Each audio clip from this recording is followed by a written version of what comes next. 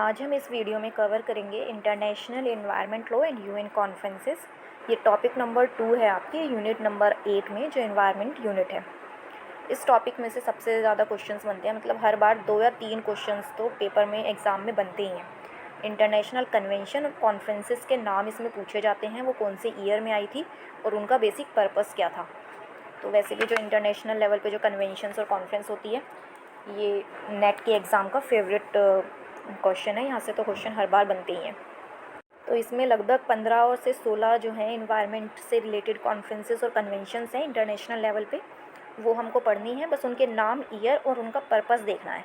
और 1-2 कन्वेंशंस हैं, वो थोड़ा डिटेल में भी हम उनको पढ़ेंगे, क्योंकि वहाँ से थोड़े अंदर से भी, प्रोविज़न से भी क्वेश्चन पूछ लेते हैं। तो वो भी हम आज इस वीडियो में कवर करेंगे। तो ये आपको इस तरीके से पढ़नी है कि क्रोनोलॉजी में आप लिख लेना कि सबसे पहले ओल्डेस्ट से ओल्डेस्ट कौन सी कन्वेंशन आई थी और न्यूएस्ट कौन सी कन्वेंशन आई है। तो मैंने भी इसी तरीके से मेंशन किया है। तो स्टार्ट करते हैं। सबसे पहली जो कन्वेंशन थी वो है 1972 में UN conference on human environment, जिसको स्टॉकहोम कॉन्फ्रेंस के नाम से भी जाना जाता है। ये वर्ल्ड में सबसे पहले तो नहीं, बट सबसे ज़्यादा वाइड स्प्रेड कॉन्फ्रेंस इसको बोल सकते हैं, जिसमें सबसे ज़्यादा कंट्रीज़ ने सब पार्टिसिपेट किया था उस टाइम पर। तो 1972 आपको ईयर याद रखना है। और कौन सी कॉन्फ्रेंस आई थी? स्टॉकहोम कॉन्फ्रेंस आई थी। तो याद रखना, स्टॉकहोम कॉन्फ्रेंस है, ना कि स्टॉकहोम कन्वेंशन। कभी कभी ये भी पूछ लेते हैं कॉन्फ्रेंस थी या कन्वेंशन थी, आपको याद रखना है स्टॉकहोम कॉन्फ्रेंस थी। तो ये फर्स्ट वर्ल्ड कॉन्फ्रेंस थी इंटरनेशनल लेवल पे ह्यूमन एनवायरनमेंट को लेकर के। अब इसमें कभी कभी 1-2 आर्टिकल्स इसके पूछ लेते हैं। जैसे जो इसके आर्टिकल 1 और 2 है, वो प्रिंसिपल्स की बात करते हैं, और वो कौन सी प्रिंसिपल है? वो है इंटर जनरेशनल इक्विटी की बात है। इसका मतलब है कि जो हर जनरेशन है उसको प्रिजर्व करने होंगे रिसोर्सेज आगे वाली जनरेशन के लिए। मतलब आज की जनरेशन अपने जो भी रिसोर्सेज हमारे पास अवेलेबल हैं, उनको इस तरीके से यूज़ करे कि जो आगे आने वाली जनरेशन है उनके लिए भी वो प्रिजर्व रह सके। तो ये इंटर जनरेशनल इक्विटी का मतलब है, और ये इसके आर्टिकल 1 और आर्टिकल 2 में मेंशन है। तो ये आर्टिकल्स भी याद रखने हैं, और क्या है इसके अंदर वो भी याद रखना है। देन इसका सेकंड जो पूछा जाता है वो है article number 21 and article number 22। इसमें एक जो मैगजीन लिखी हुई है उसके बारे में पूछा जाता है। ये आपको एज इट इज़ याद रखनी है। सिक्यूटेरे टू एलियन नॉन लीडर्स। इसका मतलब है कि आप अपनी प्रॉपर्टी को इस तरीके से यूज़ ना करें कि दूसरे को हार्म हो। इसका मतलब भी वही है कि आप अपने रिसोर्सेज को इस तरीके से यूज़ ना करें कि आगे वाली जनरेशन्स के लिए कुछ बचे ही ना। तो ये आपको याद रखना है। एग्जैक्टली यही टर्म पूछी जाती है और कहाँ पर ये मेंशन है ये पूछ लिया जाता है। तो आर्टिकल्स याद रखने हैं और कॉन्फ्रेंस का नाम याद रखना है। और ये जो स्टॉकहोम कॉन्फ्रेंस है, इसका पर्पस था कि जो प्रोटेक्ट करना ह्यूमन एनवायरनमेंट को पीओपी से। एक बार ये भी क्वेश्चन पूछा गया था। तो पीओपी क्या होते हैं? ये पर्सिस्टेंट ऑर्गेनिक पोल्यूटेंट्स होते हैं जो कि एनवायरनमेंट को बहुत ज़्यादा हार्म पहुंचाते हैं। तो ये भी याद रखना है कि ये जो पीओपी है, इस पर कौन सी कॉन्फ्रेंस में रेस्ट्रिक्शंस लगाए गए थे।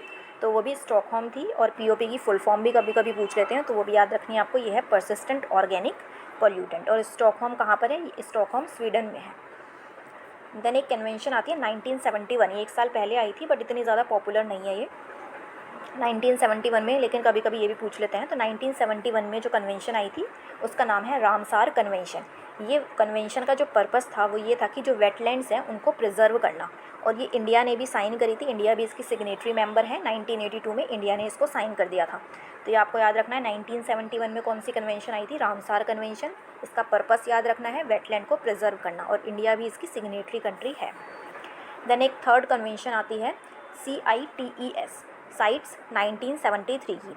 इस कन्वेंशन की फुल फॉर्म है convention on international trade in endangered species of wild फोना एंड फ्लोरा। इसमें बस यही इंपॉर्टेंट है 1973 में कौन सी कन्वेंशन आई थी और इसका फुल फॉर्म साइट्स, ये आपको ध्यान रखना है। तो वो है convention on international trade in endangered species को लेकर के ये 1973 में कन्वेंशन आई थी। देन आपकी नेक्स्ट इंपॉर्टेंट जो कन्वेंशन आती है वो है 1979 बोन कन्वेंशन। और ये मल्टीपल टाइम्स पूछा गया है कि बोन कन्वेंशन किससे रिलेटेड है, इसका पर्पस क्या था। तो इसका था माइग्रेटरी जो स्पीशीज़ हैं उनको प्रिजर्व करना, उनको प्रोटेक्शन देना। तो बोन कन्वेंशन किससे रिलेटेड है? आपकी माइग्रेटरी स्पीशीज़ से रिलेटेड है, और इसका ईयर क्या है? 1979।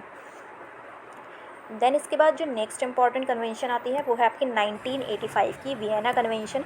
वियना कन्वेंशन का जो पर्पस था वो ये था कि जो ओजोन लेयर है उसको प्रोटेक्ट करना। और ये जो वियना कन्वेंशन है इसमें एक टर्म का सबसे पहले यूज़ किया गया था, वो थी प्रिकॉशनरी प्रिंसिपल, जिसको पीपी भी बोलते हैं शॉर्ट में। ये टर्म इसमें फ़र्स्ट टाइम यूज़ किया गया था। तो प्रिकॉशनरी प्रिंसिपल ये आपको याद रखना है कहाँ पर, किसमें, कौन सी कन्वेंशन में यूज़ किया गया था सबसे पहले। तो वो थी आपकी वियना कन्वेंशन, 1985 में आई थी। पर्पस क्या था इसका, ओजोन लेयर को प्रोटेक्ट करना। ये भी इम्पॉर्टेंट है। दैन 1987 के अंदर मॉन्ट्रियल कन्वेंशन आई थी। मॉन्ट्रियल कन्वेंशन का पर्पस था जो ओजोन लेयर का डिप्लीशन हो रहा था उसको किसी तरीके से रोकना, और जो डिप्लीशन होने की वजह से ओजोन का जो वो क्लाइमेट चेंज हो रहा था उसके ऊपर काम करना। तो मॉन्ट्रियल कन्वेंशन 1987 ईयर इसका बहुत ज़्यादा पूछा जाता है, और आपको याद रखना है इसका पर्पस क्या था, ओजोन लेयर का जो डिप्लीशन हो रहा है उसे किसी तरीके से रोकना। देन आपकी नेक्स्ट जो कन्वेंशन आती है वो है ब्रंडलैंड कमीशन। ये कन्वेंशन तो 1983 में आई थी, लेकिन 1987 में इसका डेवलपमेंट किया गया था। मतलब 1987 में जो कन्वेंशन है ब्रंडलैंड कमीशन, इसमें पहली बार सस्टेनेबल डेवलपमेंट वर्ड का यूज़ किया गया था। इस वर्ड को डिफ़ाइन किया गया था एक्चुअली, और वो रिपोर्ट थी अवर कॉमन फ्यूचर रिपोर्ट। तो ये पूछ लेते हैं कि ये जो अवर कॉमन फ्यूचर रिपोर्ट है ये कौन सी कन्वेंशन में आई थी।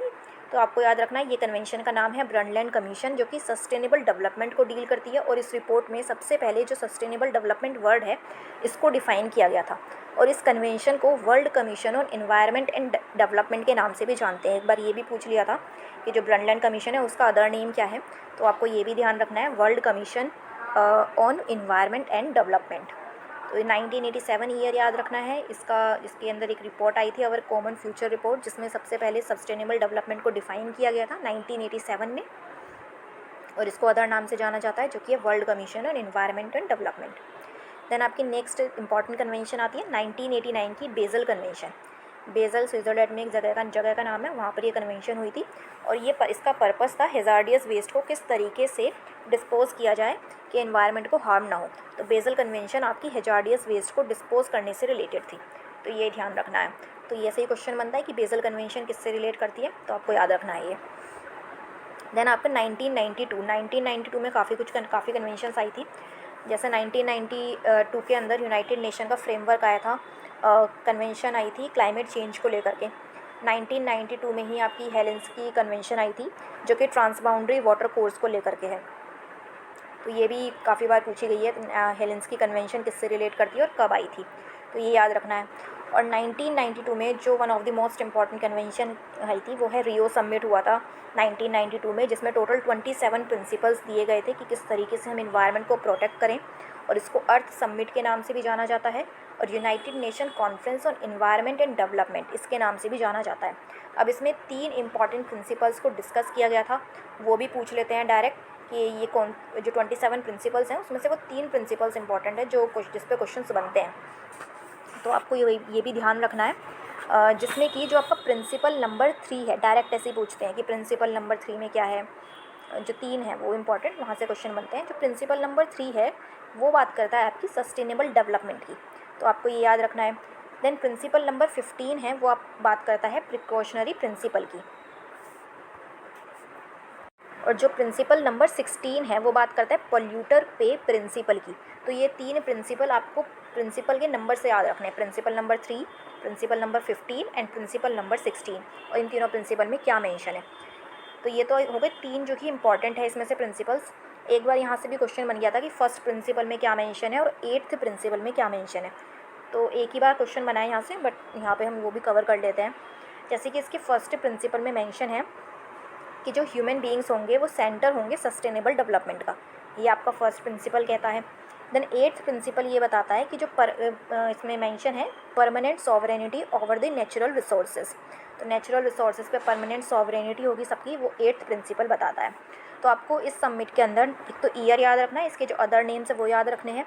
इसमें टोटल कितने प्रिंसिपल्स आए थे, टोटल 27 प्रिंसिपल्स आए थे, वो ध्यान रखना है। देन कुछ प्रिंसिपल जैसे प्रिंसिपल नंबर 3, 15 और 16 ये तो मोस्ट इंपॉर्टेंट है, एंड प्रिंसिपल 1 और 8 भी एक बार आप देख सकते हैं। और जो रियो समिट थी उसके अंदर ही सबसे पहले बात की गई थी कि जो कंट्रीज़ हैं उनके अंदर नेशनल इन्वायरमेंटल ट्रिब्यूनल्स होने चाहिए।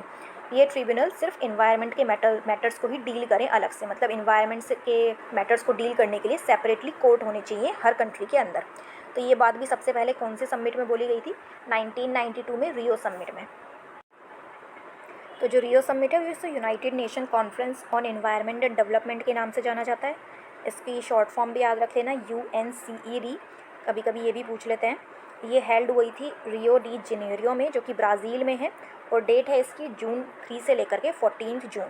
ये सारी इंपॉर्टेंट चीज़ें हैं। और इसके अंदर वही 27 प्रिंसिपल्स आई थी, और मेन प्रिंसिपल इसका ये था कि जो राइट टू डेवलपमेंट है वो इनएलिएनेबल ह्यूमन राइट है। और इसके अंदर जो एक और पूछा जाता है कि एजेंडा 21 ये कहाँ, ये कौन से कॉन्फ्रेंस से आया था? तो ये भी याद रखना है आपको, ये रियो समिट से आया था। तो इसके अंदर कुछ जो एजेंडा 21 इसलिए नाम रखा गया था क्योंकि 2000 से भी ज़्यादा रिकमेंडेशंस दिए गए थे इन्वायरमेंट को प्रोटेक्ट करने के लिए, कि जो गवर्नमेंट है, बिजनेसेस हैं, जो इंडिविजुअल्स हैं, जो हर किसी की रिस्पॉन्सिबिलिटी के बारे में बताया गया था और उनको उनसे रिलेटेड रिकमेंडेशंस दिए गए थे इसमें। तो ये आपको याद रखना है। देन इसके बाद जो UNFCCC मिशन है, United nation framework convention on climate change, इसका ही फुल फॉर्म ये है। ये भी रियो जो कॉन्फ्रेंस थी उससे ही आया था, जो कि इन्फोर्स हुआ था 1994 के अंदर। तो ये सारी इंपॉर्टेंट चीज़ें हैं रियो समिट। रियो समिट थोड़ा आपको डिटेल में देखना है, जो भी मैंने इसमें पॉइंट्स कवर करवाए हैं यहाँ से क्वेश्चंस बनते हैं, तो ये आप देख सकते हैं रियो समिट के बारे में। देन उसके बाद जो नेक्स्ट इम्पॉर्टेंट कन्वेंशन आती है वो है 1994 में, जो रिलेट करती है United Nation convention to combat desertification. तो बस इसका इतना ही याद रखना है कि 1994 में डेजर्टिफिकेशंस को लेकर के एक कन्वेंशन आई थी। Then next most important convention आती है 1997 क्योटो प्रोटोकॉल। तो जो आपकी क्योटो प्रोटोकॉल है, एक तो आपको इसमें ईयर याद रखना है। देन ये इसका पर्पस क्या था?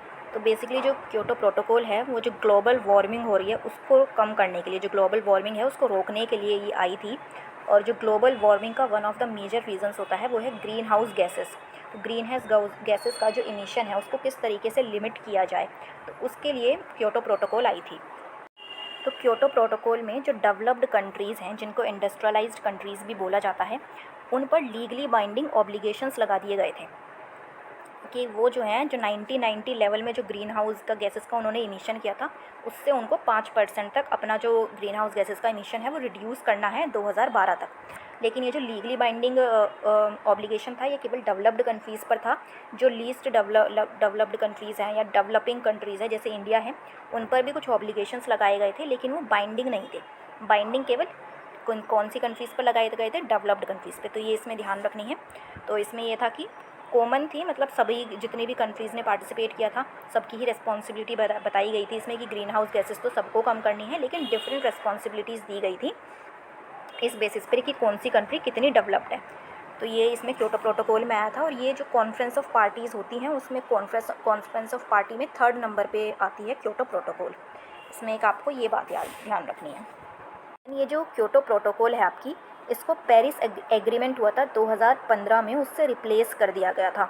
तो ये भी ध्यान रखना कि क्योटो प्रोटोकॉल 1997 में आई थी, ये आपकी 2012 तक चली, और फिर पेरिस एग्रीमेंट आता है 2015 में, उससे क्योटो प्रोटोकॉल को रिप्लेस किया गया और न्यू जो थे ऑब्लिगेशंस वो पेरिस एग्रीमेंट में बताए गए कंट्रीज़ को। पेरिस एग्रीमेंट हुआ था 2015 में, और जो क्योटो प्रोटोकॉल था 1997 में। इसमें एक मेन डिफरेंस ये था कि जो क्योटो प्रोटोकॉल है उसमें बाइंडिंग थी, लीगली बाइंडिंग ऑब्लिगेशंस लगाई गई थी डेवलप्ड कंट्रीज़ पे, लेकिन पेरिस एग्रीमेंट के अंदर वो जो ऑब्लिगेशंस थी वो लीगली बाइंडिंग नहीं थी। यहाँ पर भी लगाई गई थी ऑब्लिगेशंस, बट वो उनका जो था लीगली बाइंडिंग इफेक्ट नहीं था। तो ये एक मेन डिफरेंस आता है क्योटो प्रोटोकॉल और पेरिस एग्रीमेंट के अंदर। और एक जो सेकंड इंपॉर्टेंट चीज़ पूछी जाती है पेरिस एग्रीमेंट में, कि इन्होंने एक गोल भी सेट किया था कि जो ग्लोबल वार्मिंग है वो हमें किसी भी कंडीशन में 2 डिग्री से 2 डिग्री सेल्सियस से ज़्यादा नहीं होने देनी, और अगर हो सके तो 1.5 डिग्री सेल्सियस तक हमको वो रोक लेनी है, जो कि प्री इंडस्ट्रियल लेवल से कैलकुलेट किया जाता है। तो इसमें ये ध्यान रखनी है एक चीज़, पेरिस एग्रीमेंट में आपको 2-3 इंपॉर्टेंट चीज़ें याद रखनी है। 2015 का ईयर, और इसका पर्पस क्या था? इसका भी ग्लोबल वार्मिंग जो हो रही है उसको कम करना था, क्लाइमेट चेंज को कॉम्बैट करना था, और इसमें जो गोल्स वगैरह सेट किए गए थे वो ध्यान रखने हैं। देन इसके बाद एक और कन्वेंशन आती है 1998, ये इतनी इंपॉर्टेंट नहीं है, 1-2 बार लेकिन पूछी जा चुकी है ये भी। तो 1998 के अंदर आई थी रोटरडैम कन्वेंशन। रोटरडैम कन्वेंशन का जो पर्पस था वो जो हैजार्डियस केमिकल्स और पेस्टिसाइड्स होते हैं उनको किस तरीके से कम किया जाए, तो ये इसका पर्पस था। 1998 में आई थी रोटरडैम कन्वेंशन। नेम याद रखना है और पर्पस याद रखना है। देन 2000 के अंदर आई थी आपकी कार्टेगेना प्रोटोकॉल आया था एक बायो सेफ्टी को लेकर के। इसमें बस इतना ही याद रखना है, यही पूछते हैं कि 2000 में कौन सा कन्वेंशन कार्टेगेना ऑन बायो सेफ्टी कब कौन से ईयर में आया था, तो ये पूछते हैं। देन 2001 का आपको याद रखना है कि स्टॉकहोम डिक्लेरेशन हुआ था। स्टॉकहोम डिक्लेरेशन को इसको मैग्ना कार्टा भी बोला जाता है, जिसके अंदर 26 प्रिंसिपल्स को अडॉप्ट किया गया था। तो स्टॉकहोम में एक तो 1972 में हुआ था, लेकिन वो स्टॉकहोम कॉन्फ्रेंस थी और इसको ह्यूमन एनवायरनमेंट पे इंटरनेशनल लेवल पे फर्स्ट वर्ल्ड कॉन्फ्रेंस भी माना जाता है। लेकिन अगर मैग्ना कार्टा लिखा हुआ है तो मैग्ना कार्टा में आपको याद रखना है ये स्टॉकहोम डिक्लेरेशन की बात कर रही हैं, जो कि 2001 के अंदर आई थी। अब इसमें एक टॉपिक आता है कॉन्फ्रेंस ऑफ पार्टीज़। तो कॉन्फ्रेंस ऑफ पार्टीज़ में अभी तक टोटल जो हमारी COP हो चुकी हैं, जिसे शॉर्ट में COP बोलते हैं, वो 29 हो चुकी है। तो आपको 29 याद नहीं रखनी है, लेकिन कुछ मेजर थी इसमें जो इम्पॉर्टेंट थी, उनके नाम आपको पता होने चाहिए। जैसे कि जो conference of party 3rd number पे आई थी COP 3, उसको क्योटो प्रोटोकॉल के नाम से जाना जाता है, 1997 में आई थी। इसका पर्पस क्या था, जो हमने अभी देखा, ग्रीन हाउस गैसेस का जो इमिशंस है उसको रिड्यूस करना। देन COP में जो COP 11 है, 11 नंबर पे जो आई थी, उसको मॉन्ट्रियल बोलते हैं, मॉन्ट्रियल प्रोटोकॉल, जो कि 2005 में आई थी। एक आपको ये याद रखनी है। देन एक आप याद कर सकते हैं COP नंबर 15, जो कि कोपेनहेगन में हुई थी 2009 के अंदर। Then Paris agreement COP number 21 है, ये तो मोस्ट इंपॉर्टेंट है, आपको पता होना चाहिए। पेरिस जो एग्रीमेंट था 2015 का, ये कौन सी COP से आया था, तो ये आया था आपका COP नंबर 21 से। देन इसमें नेक्स्ट इंपॉर्टेंट आता है आपका COP नंबर 26, ग्लासगो में हुई थी 2021। और देन इसके बाद आप देख सकते हैं COP नंबर 28, जो यूनाइटेड अरब अमीरात में हुई थी, 2023 में हुई थी। और इसमें भी यही था कि जो कार्बन गैसेस का इमिशंस है वो हमको 43% तक कम करना है 2030 तक। तो ये हुआ था COP 28 में, जो कहाँ हुई थी, UAE में। और जो आपकी लास्ट COP हुई है, COP नंबर 29, वो अजरबैजान में हुई है, ये आपकी नवंबर 2024 में हुई थी। और ये भी पूछ सकते हैं कि अगली जो COP है, जो COP नंबर 30 होगी, वो कहाँ पर होगी, 2025 वाली जो होगी, तो ये होगी आपकी ब्राज़ील में। ब्राज़ील होस्ट करेगा COP नंबर 30, जो कि 2025 में होगी, नवंबर के आसपास। तो कुछ ये इंपॉर्टेंट कॉन्फ्रेंस ऑफ पार्टीज़ की जो मीटिंग्स थी उनके बारे में भी हमने डिस्कस कर लिया है। इसमें से बस यही पूछेंगे, COP का नंबर पूछ लेते हैं, और ये कहाँ पर हेल्ड हुई थी ये पूछ लेंगे, और अभी तक कितनी हो चुकी हैं, और लेटेस्ट जो है 2025 में वो कहाँ पर होने वाली है। देन एक बार क्वेश्चन पूछा गया था कि जो यूनाइटेड नेशन कॉन्फ्रेंस है सस्टेनेबल डेवलपमेंट पे, वो कौन से ईयर में हुई थी, तो वो हुई थी आपकी 2012 में। तो जितनी भी इम्पॉर्टेंट इन्वायरमेंट से रिलेटेड इंटरनेशनल लेवल पे कन्वेंशन कॉन्फ्रेंसेज हुई हैं, वो सब मैंने इस वीडियो में कवर कर ली हैं। आप भी इसी तरीके से मेंशन कर सकते हैं एक ही पेज पर ओल्डेस्ट से लेकर के जो न्यूएस्ट कन्वेंशन हुई है, तो आपको भी ईजिली याद रहेगा। और जो इम्पॉर्टेंट थी, जो थोड़ी डिटेल में देखनी थी, वो भी मैंने बता दिया है। अब नेक्स्ट वीडियो में हम कवर करेंगे कॉन्स्टिट्यूशन के प्रोविजंस एनवायरनमेंट को लेकर के, तो जो टॉपिक नंबर आपका 3 है। आज हम इस वीडियो में कवर करेंगे इंटरनेशनल